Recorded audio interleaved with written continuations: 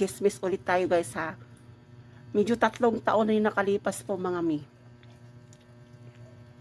Alam ba ngayon guys, napanood yung nag-viral ngayon, isang empleyado na tinanggal sa trabaho dahil kumuha ng sabaw. Ha, sabaw. Tama ang naririnig nyo, sabaw. Naging karanasan ko yan guys, na masukan ko bilang kantin. Sabaw din ang nangyari, pero never ako tinanggal ng amo ko. First time ko na masukan na, dito mismo sa Maynila.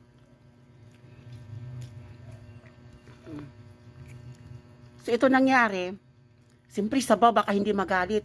Pero ang sabi naman ng kausap ko yun, yung papasukan ko, free lahat ng pagkain. Free food. Pili ko naman in-expect yun nga, yung sabaw pala, magagalit yung amo ko. Ito nangyari. Pero hindi ako kinumpront ng mismo may-ari ng restaurant na pinasukan ko guys ha. Doon siya nagsabi sa ka-workmate ko. Ang nagsabi nun sa akin, yung kasama ko dun sa trabaho, ang sabi sa akin, ate, nagalit si ma'am, bakit ka kumuha ng sabaw na marami? In fairness ha, isang salok lang kinuha kong sabaw, hindi pa nga puno yun eh.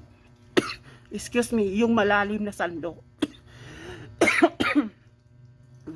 Pero sumamanloob ko yun guys. Sabaw lang pinagdamot sa akin.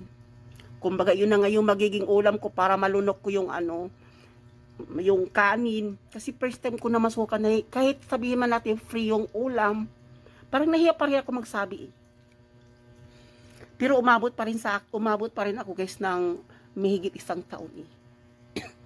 In fairness, mabait pala yung amo. Naging close ko rin si ma'am. Ikwento sa, bahala mapanood mo to ma'am.